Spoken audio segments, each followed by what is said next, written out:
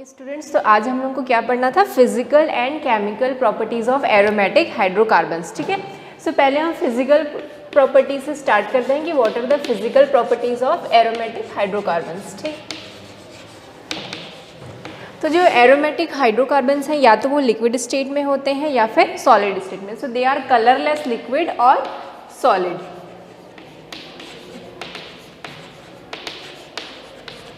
कुछ aromatic compound में smell भी रहती है, लाइक नेफ्थलीन बॉल्स में स्मेल आती है। सो कुछ जो एरोमेटिक हाइड्रोकार्बन्स हैं उनकी काफ़ी शार्प अलग जो है कैरेक्टरिस्टिक स्मेल होती है। And they are immiscible in water. ठीक है, ये वाटर में नहीं घुलते हैं। So immiscible in water and miscible in organic compound.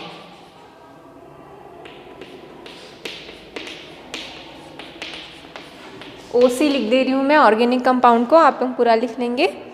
ठीक है, organic solvent, miscible in organic solvents and they burn with सूटी स्मेल।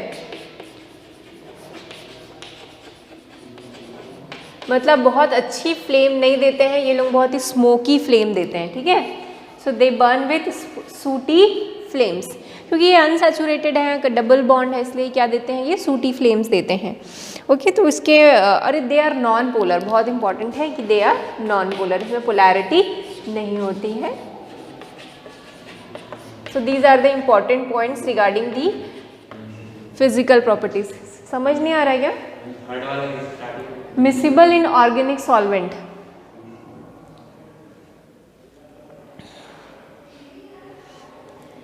पहला है कलरलेस लिक्विड और solid, they are colourless liquid and solid. Second है they are immiscible in water. Third है they are miscible in organic solvent. Fourth है they burn with sooty flame, मतलब इनका flame जो है बहुत ज़्यादा क्लियर नहीं होता है, उसमें स्मोक और पार्टिकल्स ज़्यादा होते हैं। ठीक है, and they are non polar, ये नॉन पोलर है, पोलर नहीं है। ठीक, सो ये कुछ इंपॉर्टेंट फिजिकल प्रॉपर्टीज़ है। अब मेन हम लोग आते हैं इसकी केमिकल प्रॉपर्टीज़ में।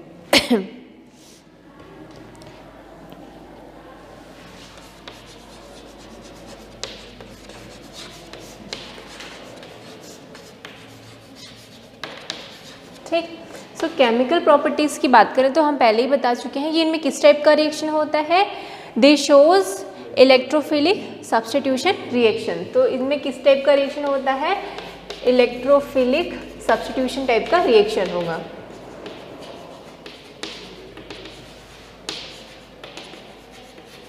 इसमें हम लोग कौन कौन से रिएक्शन पढ़ेंगे, reaction of aromatic hydrocarbon with HNO3 जिसको हम बोलते हैं नाइट्रेशन। ठीक है, पहला हम लोग पढ़ेंगे नाइट्रेशन, जिसमें बेंजीन का रिएक्शन हम किससे करेंगे, HNO3 से। ठीक है, नाइट्रेशन में। दूसरा हम पढ़ेंगे हेलोजिनेशन। सो हेलोजिनेशन में हेलोजन से रिएक्ट कराएंगे। ठीक है, लाइक Cl2 या फिर Br2 से रिएक्शन होगा बेंजीन का। ठीक, थर्ड हम करेंगे सल्फोनेशन। सल्फोनेशन, इसमें हम किससे रिएक्शन कराते हैं, H2SO4 से। ठीक है, उसके बाद जो इम्पॉर्टेंट है वो है फ्रिडल क्राफ्ट रिएक्शन। ये एक नेमिंग रिएक्शन है। ठीक है, फ्रिडल क्राफ्ट रिएक्शन, तो ये बहुत इंपॉर्टेंट फ्रिडल क्राफ्ट रिएक्शन है। अभी आप 11th में पढ़ रहे हो, 12th में जाके फिर से हमको फ्रिडल क्राफ्ट रिएक्शंस पढ़ने हैं। ठीक है, 12th में 3-4 चैप्टर है जिसमें से लगातार फ्रिडल क्राफ्ट रिएक्शंस हमको पढ़ने हैं। ठीक, सो सबसे इंपॉर्टेंट कौन सा है, Friedel Crafts reaction. Friedel Crafts reaction दो टाइप का होता है, एक एल्काइलेशन होता है और एक एसाइलेशन होता है। तो इसमें हम दो टाइप के रिएक्शंस पढ़ेंगे। ठीक है, एल्काइलेशन और एसाइलेशन। तो धीरे धीरे करके एक एक पॉइंट को हम लोग डिस्कस करते हैं कि जो एरोमेटिक हाइड्रोकार्बन है उसमें नाइट्रेशन कैसा होता है। ठीक, तो पहला टॉपिक डाल दो नाइट्रेशन।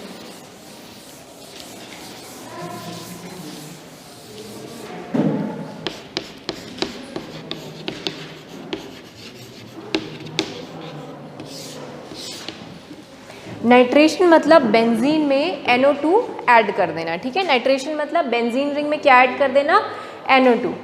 ठीक है, सो जो बेंजीन रिंग में इस तरीके से जो है आप देखोगे यहाँ पर एक कार्बन है, इस कार्बन में 3 बॉन्ड तो हैं ही, साथ में क्या है, एक हाइड्रोजन भी है। तो इसमें से किसी भी कार्बन का एक हाइड्रोजन रिप्लेस हो जाएगा किससे, NO2 से। इसको हम लोग बोलते हैं नाइट्रेशन। अब नाइट्रेशन कराएंगे कैसे, तो हम बेंजीन का रिएक्शन हम कॉन्सेंट्रेटेड HNO3 से कराते हैं in the presence of concentrated H2SO4। अब किसी का भी नाइट्रेशन कराएं, आपके पास कोई भी एरोमेटिक हाइड्रोकार्बन हो, चाहे वो फिनॉल हो, चाहे आगे जाके हम लोग पढ़ेंगे और एमाइंस हो, बहुत सारी चीज़ें हम लोग 12th में पढ़ने वाले हैं, पर हमेशा नाइट्रेशन में याद रखना, नाइट्रेशन कैसे कराएंगे हम, रिएक्शन करेंगे HNO3 का in the presence of H2SO4, तभी नाइट्रेशन पॉसिबल है। ठीक, सो बेंजीन का हम रिएक्शन कराएंगे कॉन्सेंट्रेटेड HNO3 से in the presence of concentrated H2SO4। Concentrated मतलब वो बहुत ही उसमें वाटर कम मिला हुआ है, ठीक है।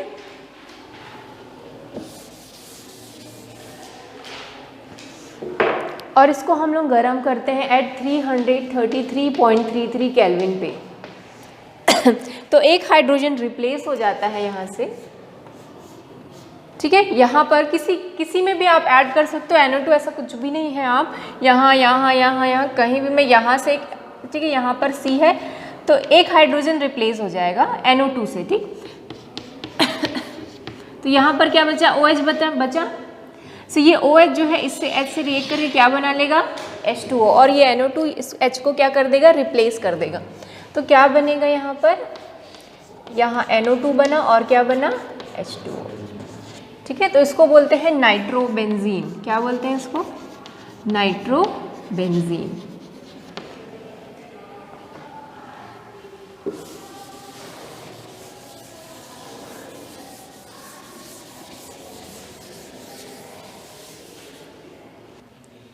NO2 को ही हम क्या बोलते हैं, this is called nitro group, ठीक है। तो याद रखिए नाइट्रो ग्रुप मतलब NO2 होता है।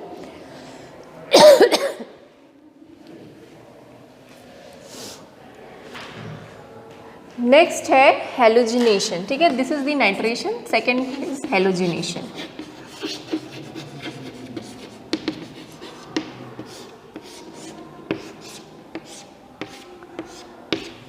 हेलोजिनेशन मीन्स किसी क्लोरीन से या ब्रोमीन से आप किसी से भी रिएक्शन करा सकते हैं, बट इसमें इम्पॉर्टेंट ये है कि इसमें anhydrous AlCl3 as a catalyst हम यूज़ करते हैं, ठीक है। अगर आप यहाँ Cl2 ले रहे हो तो AlCl3, अगर आप यहाँ Br2 ले रहे हो तो ArBr3 यूज़ करेंगे। तो जो यूज़ कर रहे हो उस हिसाब से आप एनहाइड्रस AlCl3 लो या AlBr3 या FeCl3 भी यूज़ कर सकते हैं, ठीक है। एनहाइड्रस AlCl3 भी यूज़ कर सकते हैं और FeCl3, दोनों में से कोई भी एक यूज़ कर सकते हैं। सो इस कैटलिस्ट का होना बहुत ज़रूरी है जब हम हेलोजिनेशन करा रहे हैं। तो इसमें भी वही होगा, यहाँ पर एक हाइड्रोजन है तो ये Cl का एक Cl इस हाइड्रोजन के साथ HCl बना लेगा और दूसरा Cl यहाँ पर आ जाएगा, ठीक है। तो सब्स्टिट्यूट कर रहा है एक H को दूसरा Cl, तो यहाँ Cl हो गया और क्या आ गया, HCl। तो this is catalyst anhydrous AlCl3 और FeCl3। So this reaction only occurs in the presence of anhydrous AlCl3 और FeCl3। इसका नाम क्या हो जाएगा, क्लोरोबेंजीन।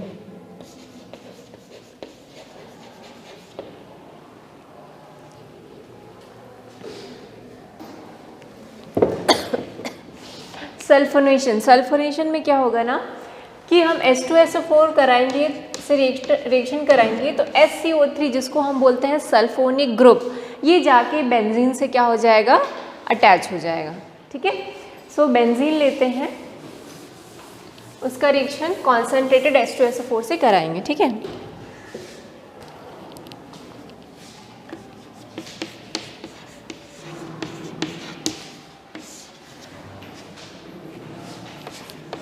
तो HSO3 क्या हो जाएगा, वहाँ पर इसको सल्फोनिक ग्रुप बोलते हैं। क्या बोलते हैं इसको, सल्फोनिक ग्रुप। ये जाके उसमें H को रिप्लेस कर देगा। इस H को कौन रिप्लेस करेगा, तो इसको आप इस तरीके से लिख सकते हो H+ और HSO3 माइनस, ठीक है।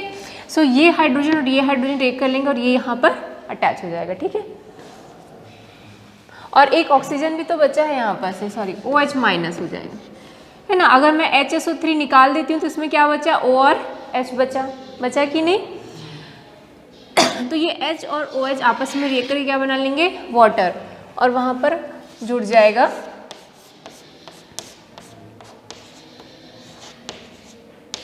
इस तरीके से।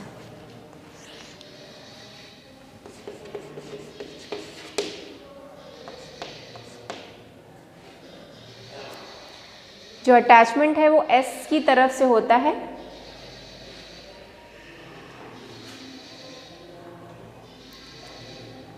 तो इसका नाम है बेंजीन सल्फोनिक एसिड।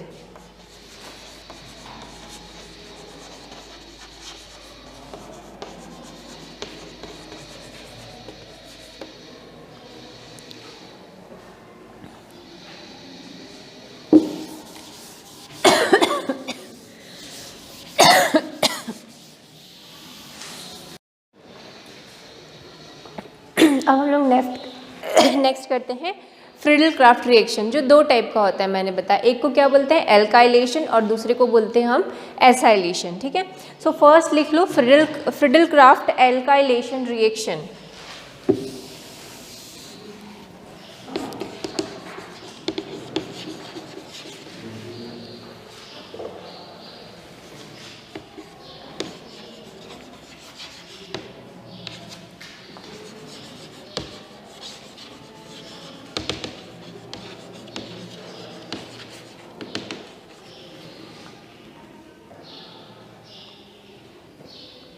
अब फ्रिडल क्राफ्ट जो एक साइंटिस्ट हैं उनके नाम से ये रिएक्शन है ना। तो अभी तो हमारे पास इस पूरे चैप्टर में आप सिर्फ 2-3 ही नेमिंग रिएक्शन पढ़े हुए। कोल्बे रिएक्शन याद है आपको, वो एक नेमिंग रिएक्शन था। फिर ये फ्रिडल क्राफ्ट एक नेमिंग रिएक्शन है। तो नेमिंग रिएक्शन आपकी बुक में वैसे तो बहुत ही कम है, पर जितने भी हैं वो सारे इंपॉर्टेंट होते हैं। अब 12th में जाओगे ना 50 से 60 नेमिंग रिएक्शंस हैं, ठीक है। और वो नेमिंग रिएक्शन से ही ज़्यादा क्वेश्चंस आते हैं। 50-60 तो मैं कम ही बोल रही हूँ, एक एक चैप्टर में 10-15 रिएक्शंस हैं जो सिर्फ नेमिंग है। और नेमिंग के अलावा भी हर एक चैप्टर में 100 रिएक्शंस हैं 12th में, तो उसके कंपैरिजन में तो आपके बहुत ही कम है ना। सो अगर अभी से आपको ये सारी चीज़ें समझ में आ जाएगी कि भी नाइट्रेशन में मुझे क्या करना है, सल्फोनेशन में मुझे किससे रिएक्शन कराना है, क्या चीज़ ऐड करवाना है, तो आपके लिए 12th ईजी हो जाएगा, ठीक। फ्रिडल क्राफ्ट भी जैसे मैंने बताया कि 12th में फिर से पढ़ना, अगर अभी क्लियर हो जाएगा तो 12th में उतनी परेशानी नहीं होगी, ठीक है। क्योंकि 12th में हमारे पास टाइम कम रहता है। इस साल तो फिर भी से टाइम है because of this corona, but अगले साल तो नहीं रहेगा ना कोरोना, फिर तो नॉर्मल क्लासेस होंगी। आप लोगों के जनवरी में प्रैक्टिकल एग्ज़ाम हो जाते हैं, मतलब मुझे नवंबर तक कोर्स कंप्लीट करना है। तो जो लोग नहीं पढ़ रहे हैं उनको बोलिए कि मैं 12th में सुपर फास्ट गाड़ी की तरह चलूँगी, मुझे नवंबर तक कोर्स कंप्लीट करना रहेगा, ठीक है। तो अगर अभी आपको बेसिक फंडा क्लियर नहीं होगा तो मैं 12th में बेसिक आपको क्लियर कराने नहीं बैठूँगी, मुझे कोर्स कंप्लीट करना है, ठीक है ना। तो जो नहीं पढ़ रहे हैं उनको बोलिए पढ़ने के लिए कि अभी तो ठीक है, जितना आप धीरे बोलोगे मैं उतना धीरे करके आपको बेसिक सिखा दूँगी, पर 12th में मैं नहीं रुकूँगी, मुझे फास्ट चलना होगा, है ना। तो सबको बोलिए पढ़ें अच्छे से। फ्रिडल क्राफ्ट एल्काइलेशन, एल्काइलेशन में क्या कराते हैं हम, बेंजीन का रिएक्शन एल्काइल हैलाइड से कराते हैं, ठीक है। सो बेंजीन का रिएक्शन एल्काइल हैलाइड मतलब जैसे CH3Cl है, एल्काइल ग्रुप RCl है ना। एल्काइल हैलाइड क्या होता है, RCl या RBr, जो भी है, RX लिखते हैं जनरली। X में क्या होता है, Cl हो सकता है, Br हो सकता है, R में कोई भी एल्काइल ग्रुप हो सकता है। एल्काइल मतलब मिथाइल, इथाइल, प्रोपाइल, है ना। आपने पढ़ा होगा एल्काइल, CH3 को क्या बोलते हैं हम, मिथाइल, C2H5 को इथाइल, C3H7 को प्रोपाइल। सो एल्काइल ग्रुप अटैच होगा और उसके साथ कुछ हैलाइड होंगे, ठीक है, हैलोजेंस होंगे, तो उसको हम बोलते हैं एल्काइल हैलाइड। तो किसी बेंजीन का रिएक्शन हम किसी भी एक एल्काइल हैलाइड से कराते हैं। तो दिस इज बेंजीन, इसका रिएक्शन में CH3Cl एक एल्काइल हैलाइड है जिसका नाम है मेथाइल क्लोराइड, या जिसको अगर हम IUPAC नेम देखें तो इसको क्लोरोमेथेन बोलेंगे, ठीक है। और इसका भी रिएक्शन क्या होता है, एनहाइड्रस AlCl3 के प्रेजेंस में ही होता है। क्यों होता है वो भी हम लोग अभी देखेंगे, ठीक। सो क्या होगा, यहाँ पर का जो एक H है ना, ये C है, यहाँ पर एक H है, तो ये H हट जाएगा और किसके साथ रिएक्शन कर लेगा, ये H Cl के साथ, और वहाँ पर क्या जुड़ जाएगा, CH3। इसका नाम क्या है, इसका कॉमन नेम क्या है, बेंजीन के साथ CH3 ग्रुप, हाँ कॉमन नेम, वो तो उसका IUPAC नेम है, मिथाइल बेंजीन। बहुत फेमस है ये, इसको बोलते हैं टॉलुइन। क्या बोलते हैं इसको, टॉलुइन।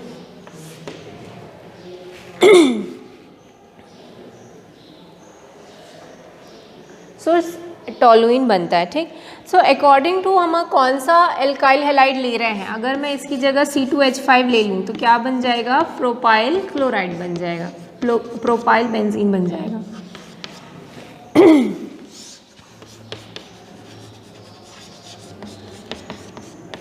तो यहाँ पर क्या बनेगा, अगेन यहाँ से HCl बाहर निकल जाएगा और C2H5 ऐड हो जाएगा, ठीक।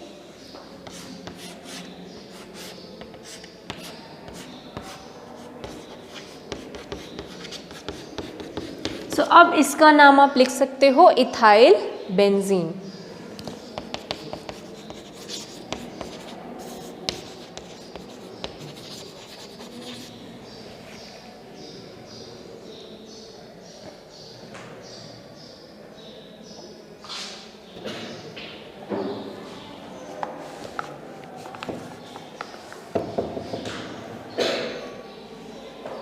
देन एल्काइलेशन हो गया, हम लोग पढ़ते हैं एसाइलेशन।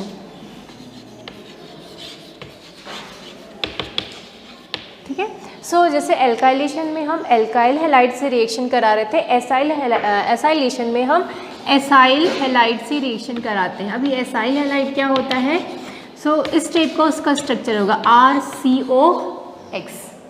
ठीक है, R में कोई भी आप एल्काइल ग्रुप ले सकते हो लाइक CH3, C2H5, और X में हम कोई भी हेलोजन ले सकते हैं। तो अगर इस टाइप का स्ट्रक्चर हो तो उसको हम क्या बोलते हैं, एसाइल क्लोराइड या एसाइल हैलाइड।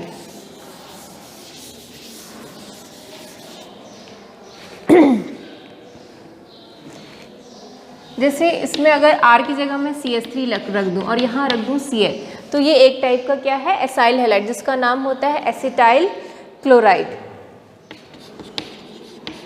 इसका नाम क्या है, एसिटाइल क्लोराइड।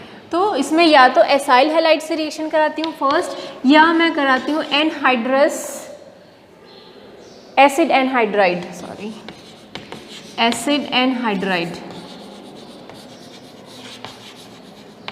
एसिड एनहाइड्राइड होता है कि दो एसिड का रिएक्शन कराओ और उसमें से वाटर मॉलिक्यूल को निकाल दो, तो हमारे पास बनता है एसिड एनहाइड्राइड।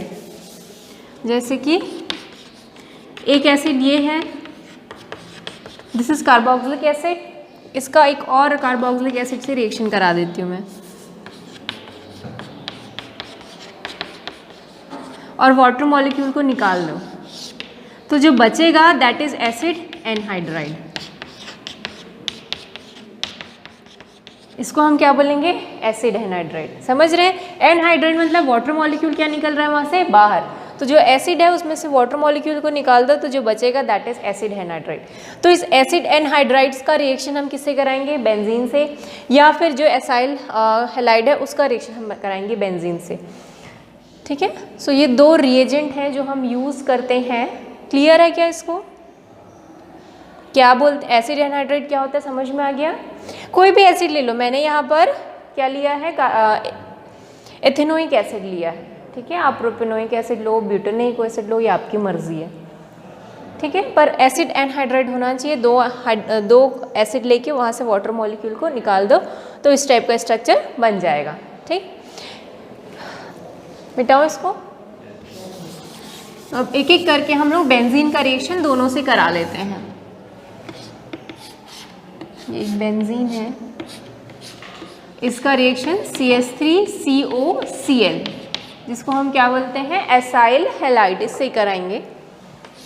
सो देखो क्या होगा, ये यहाँ से Cl और यहाँ से H बाहर निकलेगा, और ये CO और CH3 यहाँ पर जाके क्या हो जाएगा, अटैच हो जाएगा।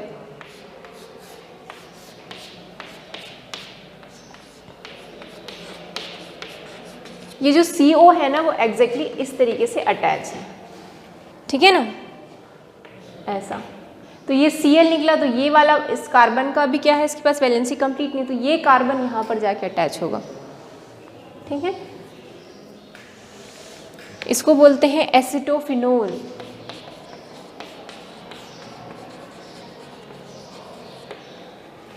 और HCl।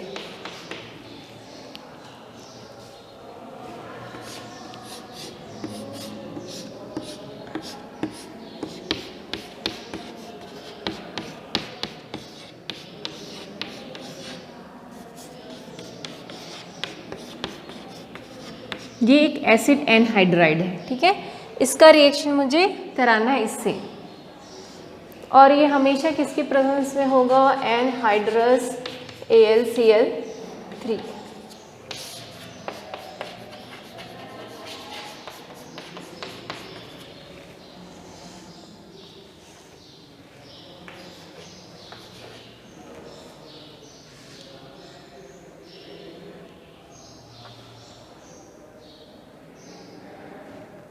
तो यहाँ क्या होगा, कहीं से भी बॉन्ड ब्रेक कर सकते हैं, मैं यहाँ से कर रही हूँ, आप यहाँ को भी समझ सकते हो, दोनों का मतलब एक ही है। और यहाँ से HC के साथ क्या है, H, तो ये और ये आपस में क्या हो जाएंगे, जुड़ के क्या बना लिए, CH3COOH।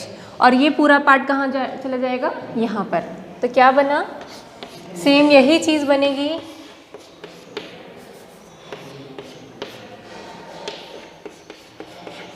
है ना, ये अटैच हो जाएगा वहाँ से, और क्या बनेगा, कार्बोक्सिलिक एसिड। इसका नाम क्या है, एथेनोइक एसिड, है ना, जिसको हम क्या बोलते हैं, और एसिटिक एसिड बोलते हैं।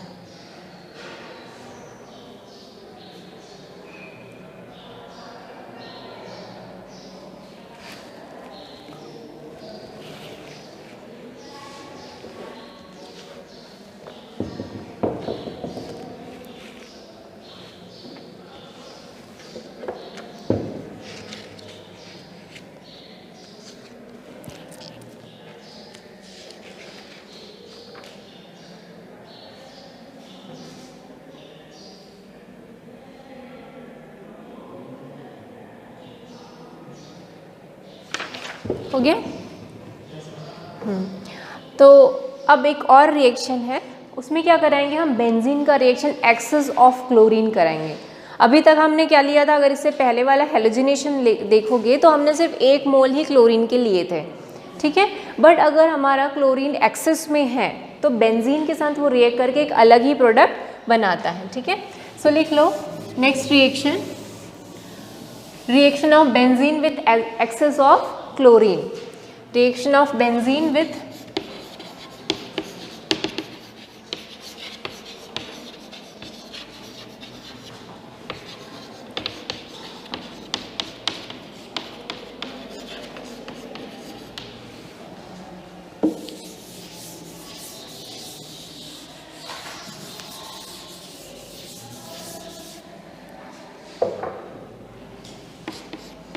इसमें हम 6 मोल लेंगे क्लोरीन के, ठीक है।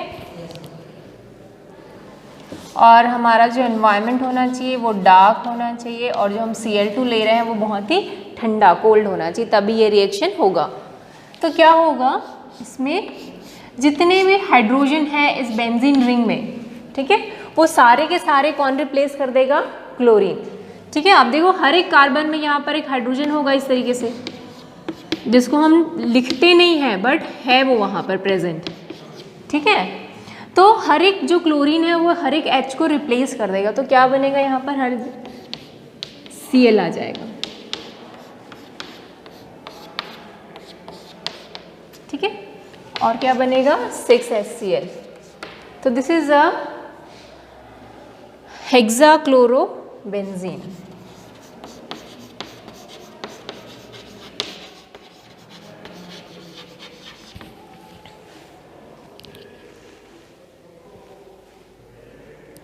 सो एग्ज़ाम में आ सकता है ना, कैसे क्वेश्चंस आएंगे एग्ज़ाम में, जैसे एक बेंजीन दे दिया आपको और उसमें Cl2 दिया, और इधर दिया, आपको लिखना है कि दोनों में प्रोडक्ट क्या होगा, है ना।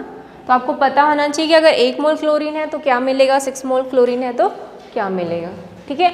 और रिएक्शन कंप्लीट करो बोलते हैं तो आपको इनका रिएक्शन में किसका प्रेजेंस है ये सब भी लिखना पड़ता है, ठीक है। जैसे यहाँ पर भी दे देगा, इस तरीके से क्वेश्चन मार्क दे देगा, तो इसको भी कंप्लीट करो, यहाँ पर क्या लिखा है वो भी कंप्लीट करो, तो इस टाइप के क्वेश्चंस आते हैं, ठीक है। या फिर सिंपल सीधा क्वेश्चन आ सकता है कि right a short notes on Friedel Crafts alkylation and acylation reaction, सीधा डायरेक्ट क्वेश्चन पे आ सकता है। तो आपको पूरा नोट्स लिखना है। क्या है नोट्स में, जो आप रिएक्शन लिखते हैं ना उसी को ही लिखना पड़ता है नोट्स में। जैसे फ्रिडल क्राफ्ट एल्काइलेशन में क्या लिखा हुआ है, बेंजीन को हम ट्रीट करेंगे with the alkyl halide in the presence of anhydrous aluminium chloride, alkyl benzene is formed. तो जो रिएक्शन में हमने नोटेशन में दिखा है वही चीज़ आपको वर्डिंग में लिखनी होती है नोट्स में, ठीक है। तो जब अगर लिखने आता है कि शॉर्ट नोट लिखो तो आपको वर्ड्स में भी एक्सप्लेन करना है और उसके बाद उसका रिएक्शन भी लिखना है, ठीक है।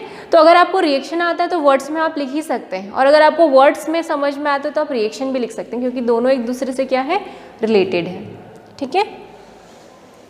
क्लियर हो गया। अब नेक्स्ट जो इम्पॉर्टेंट है वो है मैकेनिज्म, कि जो रिएक्शंस हो रहे हैं एग्जैक्टली कैसे परफॉर्म होते हैं, क्या क्या स्टेप्स होते हैं, तो रिएक्शन मैकेनिज्म पढ़ते हैं, वो भी इम्पॉर्टेंट है। लास्ट ईयर भी मैंने दिया था, फ्रिडल क्राफ्ट एल्काइलेशन का मैकेनिज्म दिया था। तो हैलोजिनेशन का भी मैकेनिज्म पढ़ेंगे हम लोग, एल्काइलेशन का भी पढ़ेंगे और एसाइलेशन का भी पढ़ेंगे, ठीक है। सो लिख लो, mechanism of electrophilic substitution reaction, mechanism of electrophilic substitution reaction।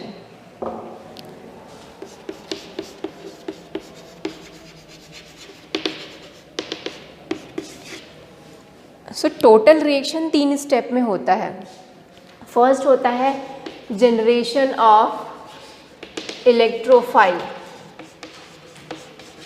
क्योंकि ये इलेक्ट्रोफिलिक सब्स्टिट्यूशन रिएक्शन है तो सबसे पहले क्या होगा, इलेक्ट्रोफाइल जनरेट होगा।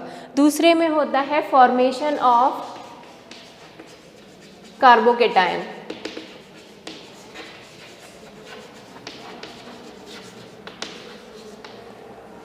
और थर्ड में होता है रिमूवल ऑफ प्रोटॉन।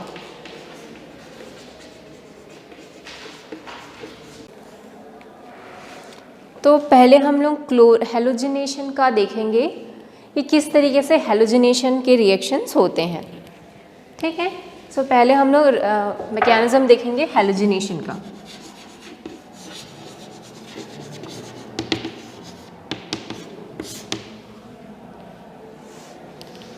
सो देखो Cl2 है हैलोजिनेशन में मेरा, तो ये Cl2 जो है सबसे पहले जो हमारा AlCl3 कैटलिस्ट है ना उसके साथ रिएक्ट करेगा और एक इलेक्ट्रोफाइल बनाएगा, क्योंकि पहला स्टेप क्या है, first step is generation of electrophile.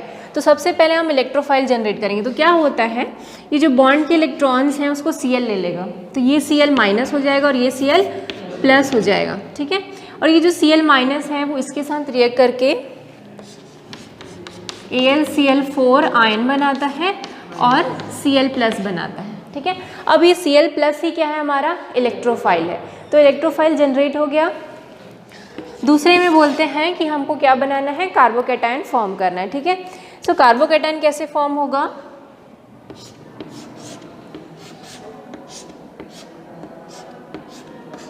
ये जो बेंजीन है उस पर ये इलेक्ट्रोफाइल क्या करता है, अटैक करता है।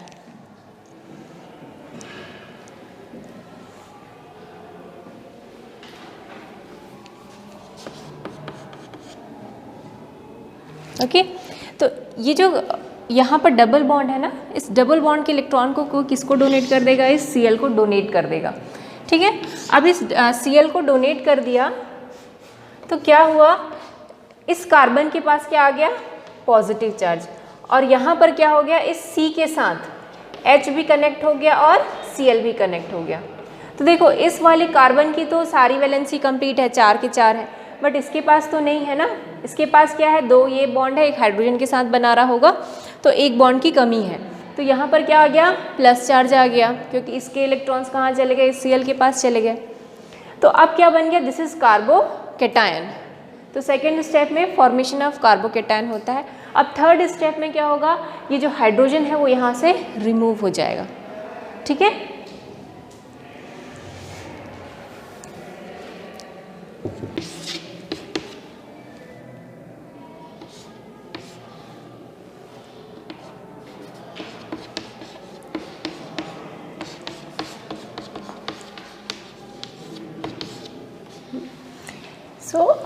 अब हाइड्रोजन का रिमूव कराना है ना। थर्ड स्टेप क्या था, रिमूवल ऑफ प्रोटॉन, है ना। प्रोटॉन का मतलब मैंने पहले भी बताया था, प्रोटॉन का मतलब क्या होता है, H+, ठीक है। सो ये जो इसका रिमूव होना है तो इसके इलेक्ट्रॉन कहाँ चले जाएंगे, यहाँ चले जाएंगे। अब ये H+ से कौन रिएक्ट करेगा, तो देखो यहाँ पर एक Cl ज़्यादा है तो ये जो Cl है वो इसके साथ क्या करेगा, रिएक्ट करेगा और HCl बना लेगा और मुझे फिर से क्या मिल जाएगा, AlCl3, ठीक है। सो इसमें क्या क्या चीज़ें बची, अब ये तो अलग हो गया तो यहाँ पर क्या बचा, सिर्फ और सिर्फ Cl बचा, ठीक है। और क्योंकि इलेक्ट्रॉन यहाँ आ चुके हैं तो इसका जो प्लस चार्ज है वो भी क्या हो जाएगा, हट जाएगा। सो ये बन गया chlorobenzene plus HCl plus AlCl3, ठीक है। तो फाइनली मुझे क्लोरोबेंजीन मिल गया। तो ये ऐसे 3 स्टेप में रिएक्शंस होते हैं।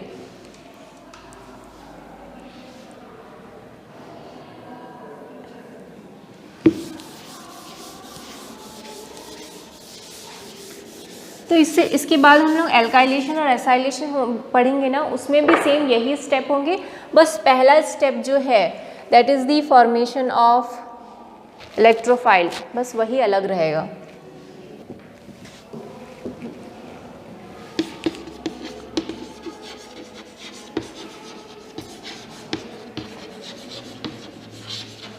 अब हम लोग पढ़ते हैं फ्रीडल क्राफ्ट एल्काइलेशन का पूरा मैकेनिज्म, ठीक है। तो फर्स्ट प्रोसेस क्या होता है, जनरेशन ऑफ इलेक्ट्रोफाइल। तो फर्स्ट स्टेप लिख लेते हैं हम लोग, क्या क्या होंगे, इलेक्ट्रोफाइल का जनरेट होगा। तो इलेक्ट्रोफाइल जो है वो कहाँ से जनरेट होगा, बेंजीन से नहीं होगा, उसके साथ जिसका रिएक्शन हो रहा है। सो एल्काइलेशन में हम किससे रिएक्शन करा रहे हैं, एक एल्काइल हैलाइड से। सो एल्काइल हैलाइड जैसे मैंने उस समय क्या लिया है, CH3Cl, ठीक है। ये किसके साथ रिएक्शन करेगा, वो जो कैटलिस्ट हमने लिया है ना AlCl3 उसके साथ, ठीक। सो क्या होगा, ये जो यहाँ Cl+ मुझे मिलना है, ठीक है। सॉरी Cl जो है ये इलेक्ट्रॉन लेके क्या हो जाएगा, चला जाएगा। तो क्या मिल जाएगा यहाँ पर, AlCl4, ठीक है। और क्या मिलेगा, एक कार्बोकैटायन मिलेगा जो कि क्या है, एक इलेक्ट्रोफाइल है, ठीक है। इलेक्ट्रोफाइल मतलब जिसमें इलेक्ट्रॉन की डेफिशिएंसी है। सो एक इलेक्ट्रॉन डेफिशिएंसी वाला मुझे कार्बोकैटायन मिल गया। वो किस पे अटैक करेगा, अब बेंजीन पे, ठीक है। तो सेकेंड स्टेप क्या था, फॉर्मेशन ऑफ कार्बोकैटायन।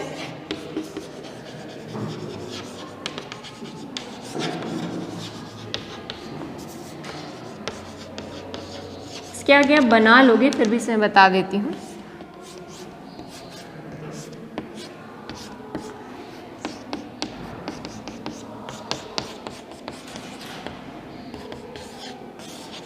देखो फिर वही स्टेप होगा, ये जो बॉन्ड के इलेक्ट्रॉन है किसको जाएंगे, CH3 को, और इस कार्बन पे क्या आ जाएगा, पॉजिटिव चार्ज।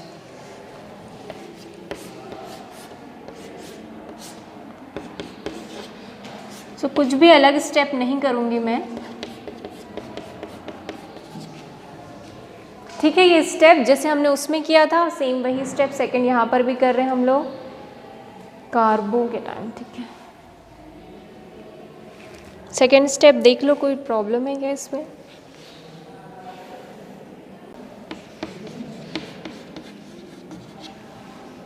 ठीक है। थर्ड स्टेप में फिर वही होगा, ये AlCl4 का एक Cl इसके साथ रिएक्शन कर लेगा, ये जो बॉन्ड के इलेक्ट्रॉन है वो यहाँ ट्रांसफ़र हो जाएंगे और इस तरीके से हमारे पास फाइनली हमको ये मिल जाएगा टोलुइन, ठीक है। तो सेम ही स्टेप है, कुछ भी अलग नहीं है। एसाइलेशन में भी सेम टू सेम ऐसा ही होगा।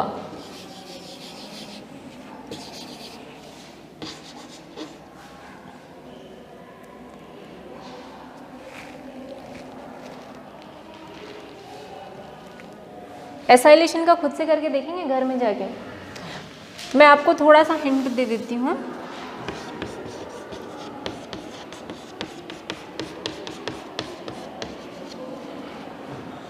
देखो एसाइलेशन में मेरे पास क्या रहेगा, CH3COCl, वो AlCl3 के साथ रिएक्ट करेगा, तो ये Cl इसके साथ क्या हो जाएगा, चला जाएगा, तो इस कार्बन पे क्या हो जाएगा, पॉजिटिव साइन। ठीक है, तो यहाँ पर मुझे एक इलेक्ट्रोफाइल मिलेगा CH3CO और इस कार्बन पे क्या होगा, पॉजिटिव चार्ज। ठीक है, उसके बाद कार्बोकैटायन का फॉर्मेशन होगा, तो क्या होगा, ये जो CO और CH3 हो यहाँ पर जाके अटैच हो जाएगा और इस कार्बन पे पॉजिटिव चार्ज आ जाएगा, फिर हमको हाइड्रोजन रिमूव कराना है और फाइनली वो मिल जाएगा। ठीक है, तो सेम यही स्टेप्स करने हैं आपको, कर लेंगे।